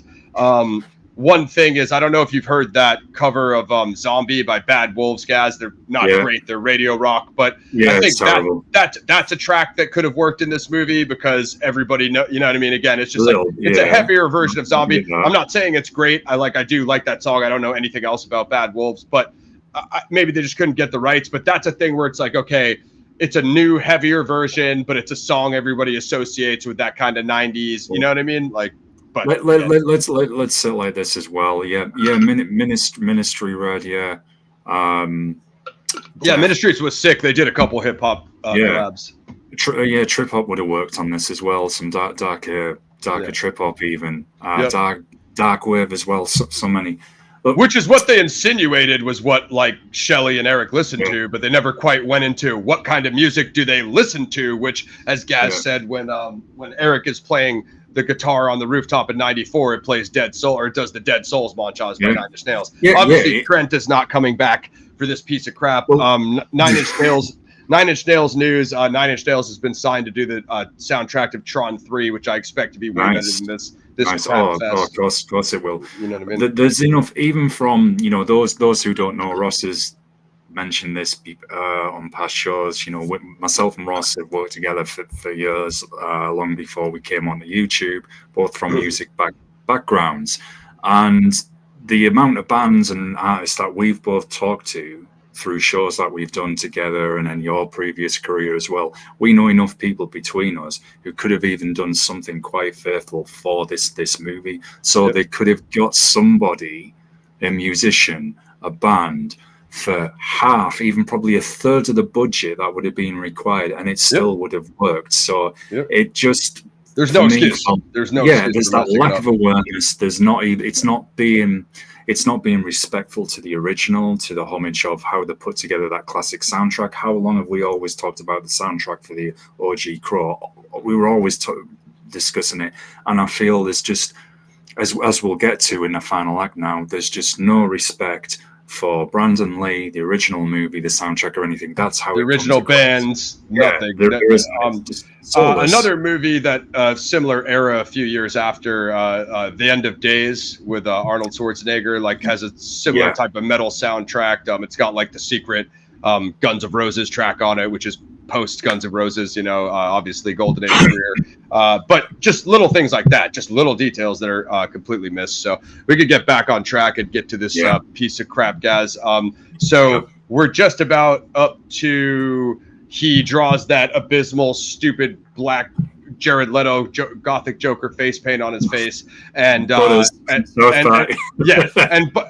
out the sword. Now, samurai carry two katanas, a short one and a long one. He obviously takes the long one. The short one. I don't know if that's the semblance of that is because it was the only one in his friend's apartment, or I don't know if that's supposed to be a reference from the graphic novel, although I'm not sure that the graphic novel specifies whether it's a long or a short katana. But if you're going to a opera house or an enemy facility where you're expecting, 100 security contractors that are going to try and take you out, you're going to bring the short sword when they all have pistols and they're going to be shooting you from like 50 feet away. It just, unless you're planning on throwing the sword for every enemy you kill, it doesn't make that much sense, No, it doesn't. I noticed that. I mean, that whole scene was supposedly used to set up how he's now become the Crow. He has his powers. It was like, and mind you, it happens in the last 40 minutes of the movie, guys. So if you're expecting like when Brandon Lee just put it on right away and started killing guys, this is way after that. Yeah. This is way. Just the pacing is one of the worst parts about this movie. It really is. Despite the writing of the story and the soundtrack, which are also even the way Bill, aka the Crow, I'm not calling him Merrick.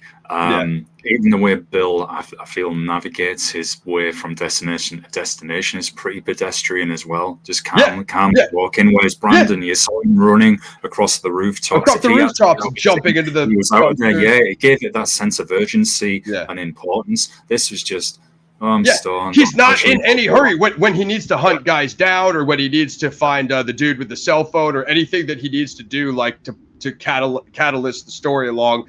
That's what I was telling Gaz. Like, there's no sense of like emergency, no sense of like the vigilante revenge. It's like he's kind of showing up whispering and brooding and kind of quiet and shy, and he's killing the guys when he needs to kill them. But like on the way there, it's like he's in no hurry. Like Gaz said, it's like, bro, these are the guys who just like suffocated your girlfriend to death in front of you, and you're calmly walking over there to the front door, like sneak in through the roof or something, So we're essentially getting up to this this big opera house fight. I guess he's looking for the blonde lady who is second in command to Rogue. She is kind of a forgettable villain as Rogue is, doesn't really get much context to her. She's kind of in the beginning. She has a phone call with Rogue, and he's, he kind of tells her like, we're all on our own. When you say Jack the Ripper, is that from hell, or is that? I mean, the movie was to actually do a series looking at all the history behind it, because if we did, we would want to do it. We'd want to do a decent job of it. So all the films, I don't know what all the films are besides From Hell. I don't think I've seen any other. I mean, Gads and I both watched Ripper Street.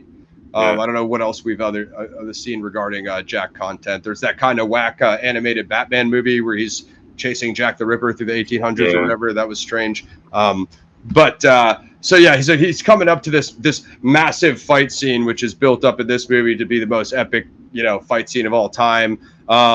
And they show you some of it in the trailer. There are some gory kills. This is where the gore of the movie really shines through. A lot of sword play, a lot of sword executions, and if there's a payoff in this movie, it's definitely this fight, because once again it hits another slowdown after this when he goes to take on Rogue. So this is kind of what should be the climax of the movie, and instead after this they have another kind of decline, slow burn, which kind of fails off. But he fights his way up to the blonde lady who is she's Marion. She's Marion, played by Laura Byrne. Yeah, and she's, as I said, she's rather forgettable. You don't take any stock in any of the characters in this movie, good or bad. You don't really care about Eric and Shelley, and you also don't really care about Marion and Rogue, because they're just not built up to the type of evil that you're afraid of or invested in, Yeah, that's it, exactly. They're just bland, forgettable. Yeah. This whole action scene, which they show you they show you a lot of it in the trailer, and everyone was hyping it up. Look, it's not absolutely terrible. It is it's probably the best part in the entire movie. It's the only good part of the movie, and it's not good. Yeah, and Ross was saying during the week that they could have even just took this whole scene and just made that on itself, like, here is a Crow-esque homage or scene of maybe what we could do. That would have been. Yeah, that would have been less painful instead of having to suffer everything to get here. And the 2-hour movie with no context. Like, as Gaz said before, I'm still wondering if the writer or someone didn't see some sort of test footage of that Joker 2 plot of Joker and Harley meeting in the rehab, because the first hour of this movie, like, follows that exact script. After you see that Joker 2 trailer, when this movie starts, you're watching this like, wait, where have I seen this before? Oh yeah, I just saw that Joker 2 trailer, and this is the exact same story. It's just like, that's all you can think of after that.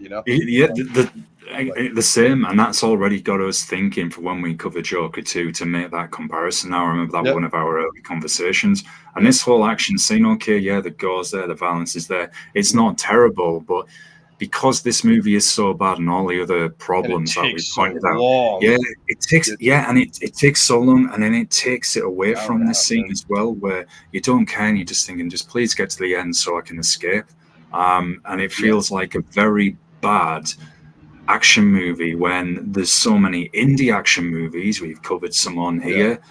We watch many of them ourselves that are far better, that do a much better job. I mean, even in the is it the Raid 2, I think Eco meets the villains at scene, before the villains in there, I felt had more presence, and they weren't exactly a lot of dialogue. You're talking about an East Asian foreign film. The other thing I was going to say about Boy Kills World is, mind you guys, the Archer actor from the show Archer, he does his inner monologue narration voice. So Bill Skarsgard literally has no lines in Boy Kills World. He does that entire movie with facial, much like Ryan Reynolds in Deadpool, although he's wearing a suit. He does all facial expression and body physical acting. So that's a testament alone. Like, anyone who's worried about Bill Skarsgard or his performance, whatever, I would say go watch Boy Kills World. I haven't seen one bad review of that. Anybody I know who's seen it has all pretty much said the same thing, that it's a sick action movie, like Gaz was saying. What I mean? Much more realistic, and it does have the gore and all the same stuff. It's also a lot funnier, so even when it's not an action sequence, the dialogue is very funny. It keeps things moving in a way that The Crow doesn't. Like Gaz said, if you want to see Bill Skarsgard in Jared Leto gothic face paint, smoking a joint in the corner, tattooing himself in silence, that's 75% of The Crow 2024. You know what I mean? So it's just, and the other thing I was going to say just real quick before the opera fight, guys, the tattoo element, they were obviously trying to bring in like the alt goth, like tattoo, like body art community. Mission fail, by the way. But if, as far as taking these elements and making them functional to plot elements, like we said, they never explained Rogue's satanic, mind control power. What they could have did is they could have had him,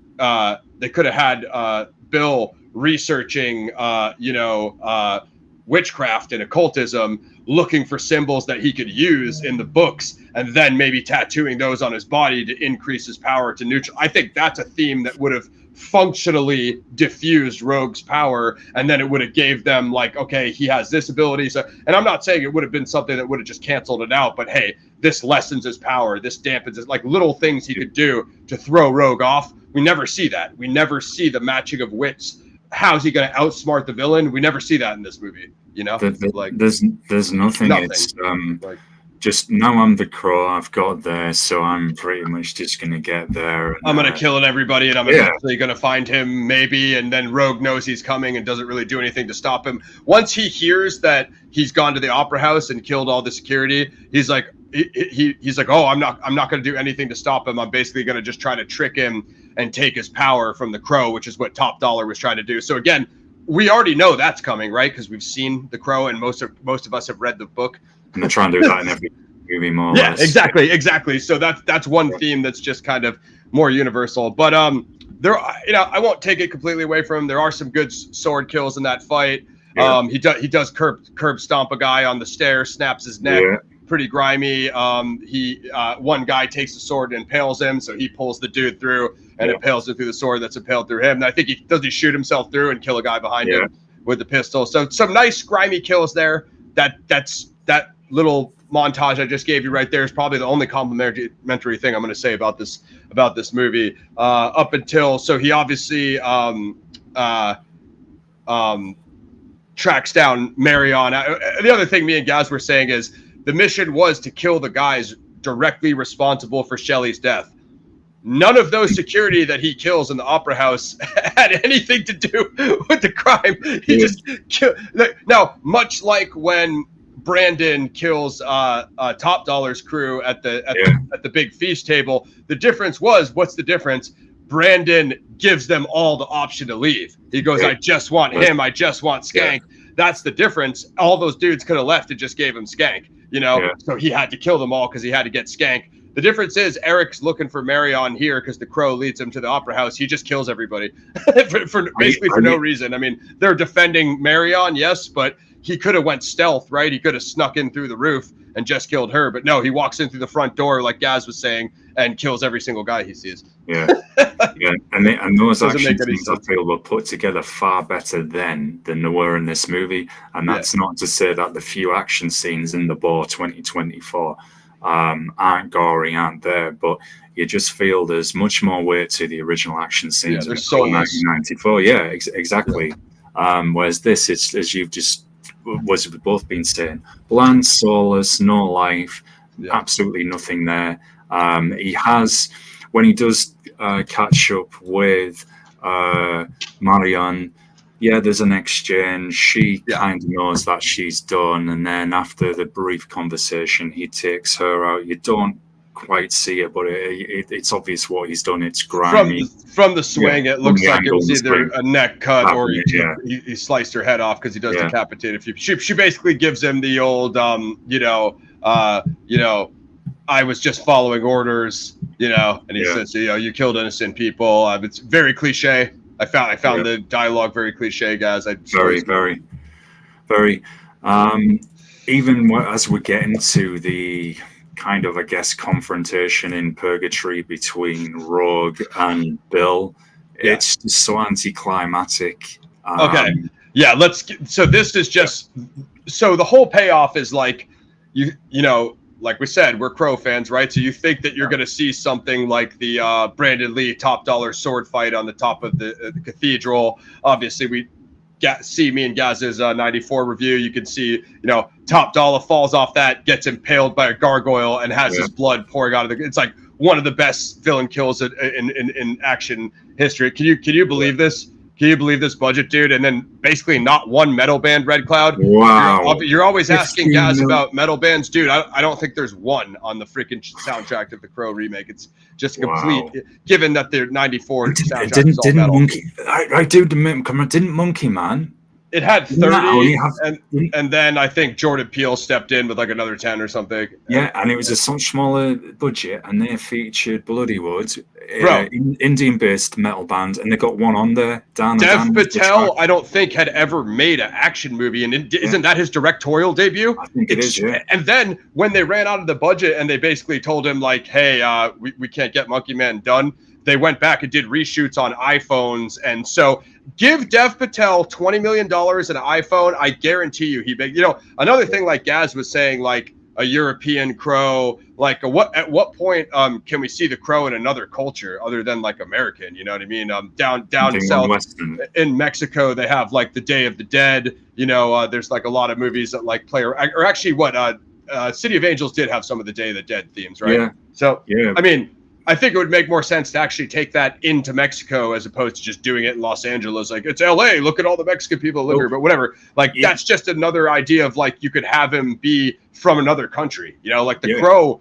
resurrects everyone. I don't think it's just American dudes in urban American cities, you know. Mesoamerican, tap into the history and culture of South America as well. Yeah, that's what I'm saying. Monkey Man, you could have had an Indian crow, but that would be pretty cool. I'm quite sure Dev Patel could do a far more solid version of this, what he did with Monkey Man. So give him the budget, and let's see what that guy can do. And mind you, that was his first time directing. Yeah, I mean, I guarantee myself and Ross will be reviewing whatever he does next. Hopefully he gets that budget, and we will be sat here pooing ourselves with excitement compared to sitting here where I'm going to have to go and have therapy for probably 900 million years just to get over it. Like, Gaz and I know Bill Skarsgard is like good. Like, the big thing about him is like him playing It. I've personally never seen It. I don't know if you saw Shit, Gaz. They're actually not bad. Crafter too. They're actually not bad, yeah. Crafter Poo. Okay. Yeah. Well, he's not bad. You know, we know he can fight from Boys Kills World, yet none of those factors save this, guys. Bill, in me and Gaz's case, but Eric in this movie is sitting around taking ecstasy pills, making out with his girlfriend, banging her, smoking joints, you know, and tattooing himself. Yeah. That is the vast majority of this movie, which is so far away, really, from any, even City of Angels, which is stylized, as Gaz said, or The Crow Salvation is not good, but it has Walton Goggin in it, you know. Well, let's say that's the thing, and I've just thought of this as well with the Crow City of Angels. The villain, at least he has quite a good theatrical voice, and they do give you a reason for why he is doing what he's doing, why he's after attaining power, etc. That is explained. It's not left to pretty much our totally lost in this movie. Interpretation, totally lost this movie. You get no, like, other than being like a Renaissance era rich guy, like Gaz said, like a European aristocrat, you get no semblance for like what is Rogue's like capacity. Not a criminal cartel, not a criminal organization. Like, I guess there's elements of that, but just none of it is fully realized. It's just kind of a generic, like, no background on Eric and Shelley, as Gaz said. No background on Rogue, so you're not invested to any of the characters either way. None. The freaking verbal diatribes that the Purgatory Man has when he's telling Eric what to do is so convoluted. Every time he went there, and then Eric's like, he has that look on his face, like, okay, I know the mission now. That's what he got to do. And he falls in the water, or the guy touches his head, and he falls in the water and beams back to the Earth realm. Every time I was confused. I was like, so what is his, you know, like, obviously he had the same mission throughout, but every single time it like got further convoluted. So as Gaz said, Death Metal. Yeah. Well, me and Gaz were always saying this about the Venom movies. I guess Venom Part 3 Till Death Do Us Fart is coming out, and me and Gaz were always saying Venom should have the Venom movies should have metal, but they just, you know, again, Hollywood's just not going to do it. They're afraid that, you know, they can't market to 13-year-olds if it has a song with guitar in it, you know, which I understand. But so he goes to Rogue's ranch, and again, I thought this could have been way better, Gaz. Like, imagine if this was like a Masonic temple, like one of those ritual rooms, or like anything more satanic, like a satanic ritual. That's kind of what you're expecting at this point. It's just him sitting in this arty-farty aristocratic mansion, sitting around drinking wine in the room, doing nothing. However he gets the drop on Eric is stupid. I don't remember. He obviously tries to mix his blood to steal Eric's power, which, as Gaz said, this has literally happened in 5 Crow movies, so you're expecting it at this point. And that's after Eric traded his soul for Shelley's, Bill, in this case, he's able to travel back and forth to that purgatory realm like the Crows are. So, I mean, I guess that was one of the maybe, I guess, almost interesting concepts, Gaz, although still I would argue not fully realized and not fleshed out. So, as Gaz was saying, he drags Rogue to that purgatory room, which I also felt is kind of predictable. And then by this time, I'm going to be honest, after the Opera House sequence happens, you do not care how this movie's going to end. No, you're just totally uninvested. The way that the dynamic between them, you know, like Brandon and Top Dollar had that really like contentious, you know, when they, like Gaz said, the dialogue back and forth, like they would talk crap to each other, and it created you know, antithesis, and it created you know, a tension, you know, like every scene is supposed to have conflict, you know, and the majority of the scenes in this movie don't have conflict, and it's also supposed to be vigilante revenge genre. So how do you have a vigilante revenge genre with scenes with no conflict? You know what I mean? That's I don't know. He's talking about some band name conflict. I don't know. But not yet, no. So anyway, so he drags there, as Gaz was saying. They have this kind of fruity CGI fight where Rogue is, I guess, supposed to be using some of the crow powers. I was so confused and just overwhelmed and just not interested at this point that I think Gaz kind of felt the same way I felt from his description that he gave me. Yeah, exactly. Just the same. It was lackluster. I no longer cared after the opera house scene, I guess. Yeah. And bland ending, predictable, cliche. You no longer care. And I do want to cover this fight. So do you have anything on how this stupid CGI fight, or do you want me to just kind of do my thing? I think you best go on it, because I'll start. So yeah, we'll get Gaz's reaction to this. This whole scene makes no sense. So there's those water puddles in the purgatory. I call it like a level, because it really seems like a video game level, as Gaz said, maybe out of that crappy Crow video game from PlayStation. And you know what's coming. Bill gets him, starts punching him in his face, or actually Bill's disappearing and teleporting around him, which is even more obnoxious. So he gets him down, starts punching his face, finally starts beating him up. He drowns Rogue in the puddle, and the demons, who have not been in this movie at any point to this point, demon snakes, wrap around Rogue and drag him through the puddle down to the depths of hell where Shelley's soul was sent to, because he put her in that trance. So that is how he kills Rogue in a way that is not explained in any other point in the movie. Like, obviously, you're supposed to just go, okay, it's another CGI ending. Essentially, it's what you get, you know? Trash. Garbage. I hated that part. It was very garbage. No payoff. One of the worst payoffs ever. If you compare that to the Top Dollar fight ending, I don't know. Rest in peace to Chino XL. Yeah, definitely. Rest in peace to Chino. You cannot compare it. It's a lot, as we just said, it's lackluster. Like, the problem with the rest of the movie, it lacks depth, it lacks substance, it lacks soul. Absolutely terrible, and you're just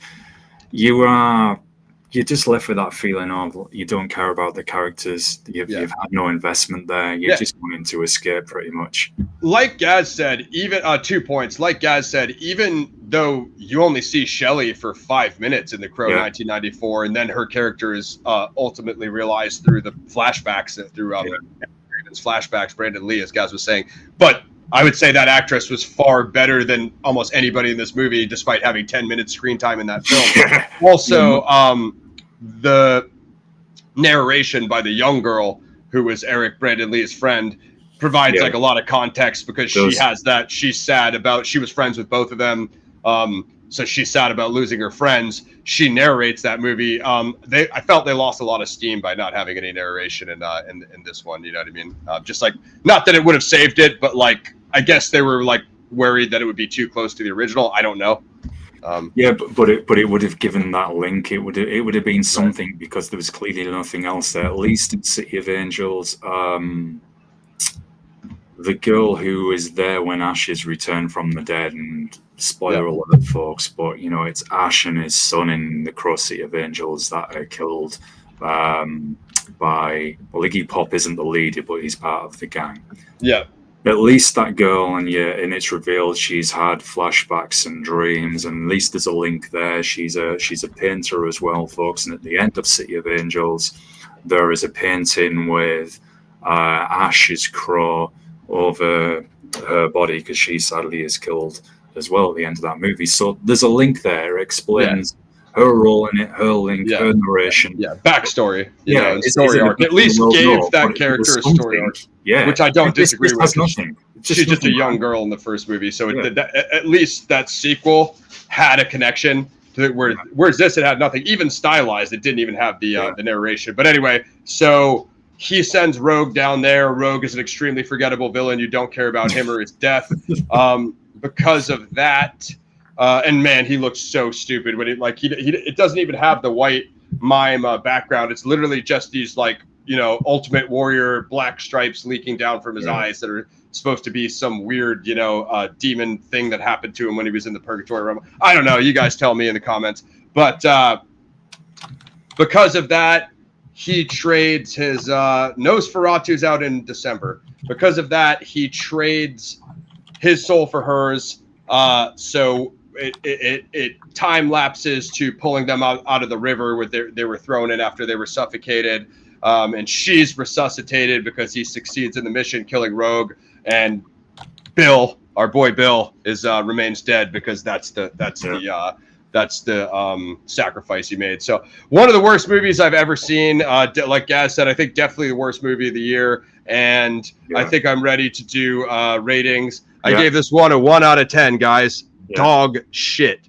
Fuck this movie. I don't know. This director's supposed to be good. I don't know. I was pissed. Dude, Gaz said it right when he sent me, dude, the crap that you're about to endure. And I was like, I messaged him back, yeah, dude, trust me, I'm ready. And like I said, an okay opera house scene, but the rest of it is dog shit. I don't recommend it. 1 out of 10. It bombed for obvious reasons. They basically took a $50 million loss. Lionsgate also took a $90 million loss on Borderlands. No disrespect to Lionsgate. You guys have seen me said nothing good things about it. The last 4 or 5 movies me and Gaz watched, we were like, Lionsgate is the shit. We love these guys. They're fucking awesome, But they took a couple L's. It happens. Dog shit. I hope Bill learns his lesson and can just stay away from these franchisee kind of properties, I'm gonna say it like this before I give my rating, because I'm gonna do some PXF history here. Sure. I think, as I said earlier, this is Bill's clone in 3D. Like Clone in 3D was Momoa's bad one. This is it for Bill. So hopefully he learns, and maybe don't do a Nick Cage and just accept anything that comes your way. No disrespect to Nick Cage, the man's a legend. But even Nick Cage dialed that back in his old age. You know what I mean? He's got the better westerns now. He's got Mandy. I know you and Caesar weren't feeling the slow burn of Mandy, but I'm pretty sure this Crow remake makes Mandy freaking Enter the Dragon. So So I'm going to say this. It's I think it's probably one of the worst remakes of all time. Great. But it's not. It's the Boar 2024. Yeah. It is a complete, utter failure. Beyond poo. We can't just say this is unclassifiable shite, as Gaz said, unquantifiable butt cheeks. Unclassifiable shite, and I'm going to give it, first time in PXF history, I'm naturally the more miserable one on this show anyway. 0 out of 10. I'm not even giving this nil at 1 point. Nil point 0. It sucks. Do not pay money to be tortured by this. If you want to be tortured and you're stupid enough to pay money for this, give me a call and you can talk to me for 30 minutes on one of the channels. I'll give you the synopsis. I mean, what you could do instead of watching this movie, as Gaz said, just find that scene of Bill Skarsgard banging FKA Twigs, zoom in on the chapped ass, blow that up, print it out, make a 8x10 on your wall, and just look at that for 2 hours, because that's essentially the same experience as watching this film. Dude, I watched dog shit. We'll get into as we're on the wrap up. I know Red, you asked us a question way at the start about interviews and stuff, so we'll come to that and we'll do a little more a recap on some channel news for both here and the PXM channel, aka Mosh Shinobi. Man, I'm getting so heated up again by this, because this just sucked. Now I'm forgetting what the point was. Oh yeah, I recently watched 60 Minutes on Netflix, which is a German MMA movie. Now it's not the greatest movie, but man, compared to this, and it probably had minimal budget as well. Dude, it was so much better both in everything, and then this just garbage. It is. I just feel it's so bad.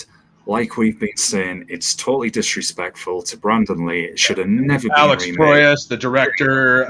So here's the people who have come out and spoke out on this. Ernie Hudson said not a good idea. Alex Proyas, the director, said no. Almost every person who has had a statement that I've read about has been like, don't do this. I had talked with Gaz earlier on about how one of the producers of this came out and was like, well, this isn't a studio movie, right? It's actually an indie thing. And we're like, bro, we don't care if it's studio or indie or not if the final result is dog shit. You can make it on a $1 budget. You can make it on a $100 million budget. If it's ass, it makes no difference to us. Exactly. Let's be real here, because this is something we're all getting tired of at the moment with Hollywood.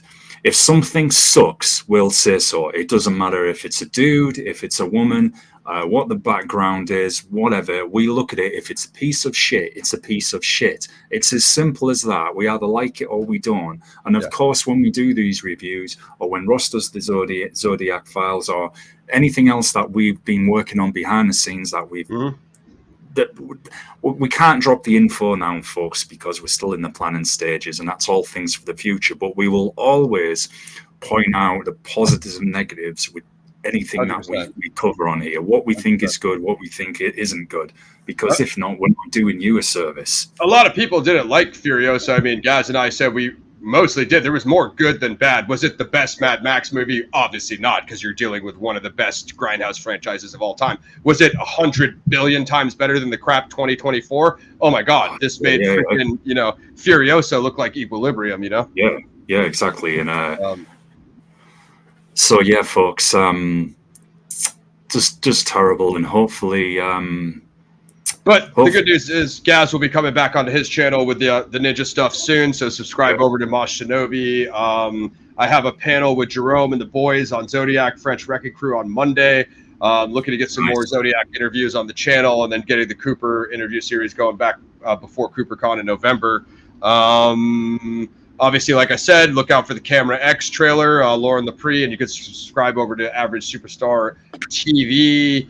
And other than that, probably just the Cobain case stuff with Firefox. So no major updates. I'll get to Zodiac main series episodes 5 and 6 when I get to it. But as Gaz said, we're kind of in we had to do a lot of testing. We'll be obviously switched to this platform from StreamYard, so just getting things handled. But of course, the Patreon is below. Of course, I'll keep the Most Dangerous Game adaptations running up into a point. And again, like Gaz said, we're always willing to take Q&A during the movie reviews, whether it's Zodiac, Cooper, Cobain, any of the cases, or Metal, Ninjas, any of the stuff Gaz covers on Mosh Shinobi. Terminator Year Zero, we're both reviewing it now. We're both watching it now, the animation, the new Terminator animation. So we will get that going as well. Shout out to everybody who came through. Red Cloud, Greg, JVS. Yeah, thanks everybody for coming through. Red, I'll quickly answer your question. The interviews over at Mosh Shinobi, put them on hiatus for a while. We've both had so much going on behind the scenes. I did mention a little bit of it in the community tab over there. What I'm thinking of doing with the music, peace, Mr. J, and take care, man. Thanks. Good to see you again. What I am thinking of doing with the music side is there may be a podcast coming called Shinobi's Bag, where all the submissions I'm sent, because I still get hundreds of them every day from death metal, thrash, slam, everything, that it will be submissions based. I'll put that up for download or streaming either on YouTube or somewhere. That's something I'm thinking of. I'm currently learning, I've been mixing drum and bass in the background. There's lots of stuff I'm doing on the music side. So for the interviews, that's something. It may just be related to the martial arts and action movies. We are possibly thinking of alternative history and cryptid creatures at some point, paranormal, which we've done a few shows on. Those are all things we're looking at. So as for interviews on quite the music, a few subjects we haven't even got to. So. We don't know. We've put them on hold at the moment. At the very least, there will be a podcast again, so it won't totally go away. But we are going to have to really, myself, as what we've been doing, sit down. We'll realistically look at our time. What can we do on each channel? Is this going to work? And then kind of go from there. And that's just being honest with you, man. I'm also learning mixing drum and bass at the moment, so. If we say we're going to do alternative history, say, for example, with looking at mysterious creatures, then with all the ninja and action movies, and then everything that goes over on this channel as well. We might not have the even time to interview bands constantly, and that's the truth of it. So that's all we can say at the moment. Things that are coming over at Mosh Shinobi, there will be a review going up for 60 minutes, hopefully sometime this week. Life After Fighting as well, and then I'll finish the American Ninja series. I've got 4 and 5. Myself and Ross are thinking of looking at some other things that we can do as like a series on there too. So maybe Ninja, maybe Kickboxer, but way in over there what you guys want to see. Yeah. So we're always brainstorming, y'all. I think, and that doesn't mean the band reviews are dead, Red Cloud. Like if Gaz, there's a personal, Gaz has a lot of personal connections. So if there's someone, it has to be someone he wants to specifically highlight. If they have a new project or whatever, it's still the possibility Gaz will bring them on. But we got to go where the momentum is. We are working on a major film interview that Lauren is helping us out with, who has been on Lauren's channel. I'm just going to say it's an actor from a film that we reviewed recently, and that's as much as I'm going to say about it because it's major to me. So that we can't announce that until it's locked, but hopefully look out for that. Terminator Year Zero, as we said, Dirty Harry. The best thing you guys could do is weigh in what you want to see film review wise. So Dirty Harry, there is the Napoleon director's cut, which Gaz watched the original, wasn't really feeling it. Beetlejuice in a week, so look out for those. And then just working on stuff from our backlog. And we still want to get Kurosawa going as well. So there's still the Thing. Definitely. There's still the Thing. There's still They Live. So we have a lot of stuff to work with. But we definitely have the spaghetti westerns and the Kurosawa stuff, which will be priority. But yeah, what up, Beckham? Yeah, we're working on Terminator Zero. I think I just finished episode 3, so I've got 5 more to go. But yeah, best bet for you guys is just do you want us to review stuff for? So the highest views we got, guys, were Point Break and Apocalypse Now. Review-wise, so honestly, it seems like the PXF classics are getting higher views than the actual new movies we did. Like, there's a lot, doesn't it? Which is usually not how it works on any other channel, but this is PXF. So we have Napoleon, we have Terminator, and then the rest of the PXF and some of the short films. Then Kurosawa and some of the Kurosawa comparisons, as well as the most game adaptations. And the Zodiac goes to the movie series because I still have tons of those I haven't even done, such as Badlands, Vanishing Point, and other things of that nature. So I think that's all we got for today, guys. Like, sub, share. The Patreon link is below. Click join for membership. Obviously, subscribe to Gaz's channel, and the comic book is on Amazon. That's the Dark Rift Volume 1, Escape from Earth. So check that out. Shout out to everybody who came through. The Crow is dog shit. Don't recommend it. Just watch 1994. Don't waste your time. Really. You know what I mean? That's all we could really say about it. Let's hope that we won't be in this situation again anytime soon with anything that we really like from the original PXF classics being remade. I mean, of course, we did do the Roadhouse remake, so we do owe Lauren Roadhouse OG review. I've talked to him behind the scenes, guys, and I told him, hey, we owe you that one. He's not going to be pleased that we watch this because I know he's also highly opposed to this. So. Yeah. Can't blame him. He'll be having words with us. I know that for sure. Just like me with the Point Break remake, I forced myself to watch this one, but I will never acknowledge that piece of crap. So yeah, the remake, dude. I did watch it, and yeah, Gaz said the same thing. Max said the same thing. It was meh. Saying that though, it's better than the Ball 2024. Yeah, I mean that doesn't surprise me. That doesn't surprise me. Yeah, you know what I mean. Like, okay, so R-rated, had a couple fight scenes. If you mistakenly watch it, or you find yourself in a room that you can't escape with this on the TV, just try to watch the Opera House sequence and then just turn the rest of it off. That's the only way to really secure your sanity. It really is. Thanks everybody for coming through. This movie sucks. You take care, y'all. Thank you as always. Much love to you. Have a good week ahead. We shall. Ross will be. Don't forget to support Ross tomorrow on French Wrecking Crew. That is Monday, the 2nd. There you go. Labor Day. New content dropping on here soon. We will be here with Terminator Zero very, very soon as well.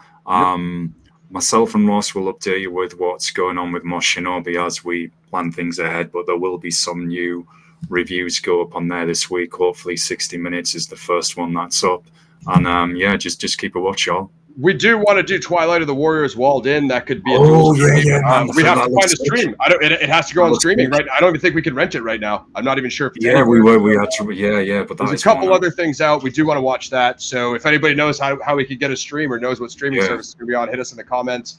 Any recommendations, leave them in the comments. It sounds like you guys want us to do Dirty Harry, so we can make that happen for you. So. Yeah, for sure. PXF, The Crow, the Crap, 2024. It's the POS.